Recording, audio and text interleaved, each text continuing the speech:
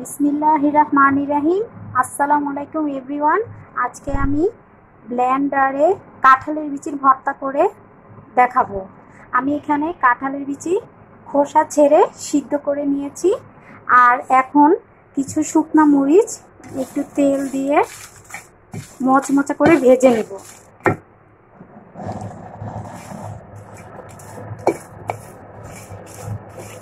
লাল লাল করে শুকনো মরিচটা ভেজে নিতে হবে।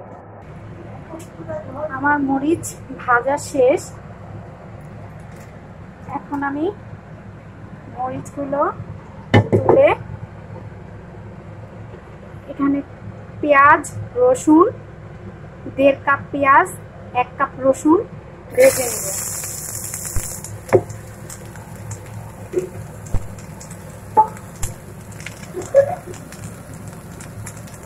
1 চা চামচ লবণ দিয়ে দিব। দিয়ে এটা একটু হালকা ব্রাউন করে ভেজে নেব।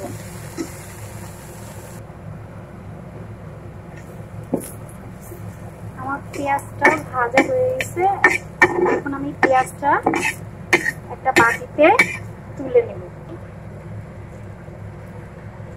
এখন আমি বিচিগুলো সেদ্ধ করা বিচিগুলো হালকা একটু ভেজে নেব, একদম হালকা, বেশি না, কারণ বিচিগুলো সেদ্ধ করাই আছে।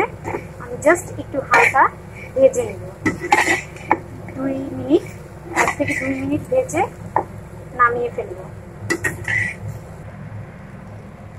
এখন আমি বিচি রসুন পেঁয়াজ শুকনো মরিচ এগুলো সব ব্লেন্ড করে ফিরে আসছি কিছুক্ষণ পর।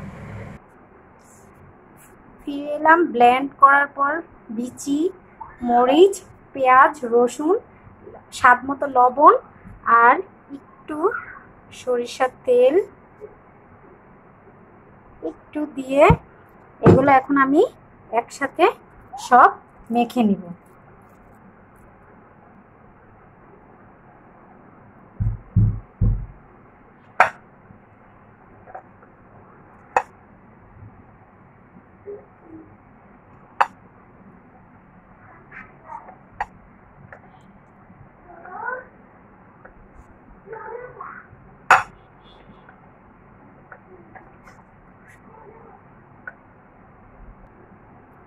হয়ে গেল আমার মজাদার কাঁঠালের বিচির ভর্তা।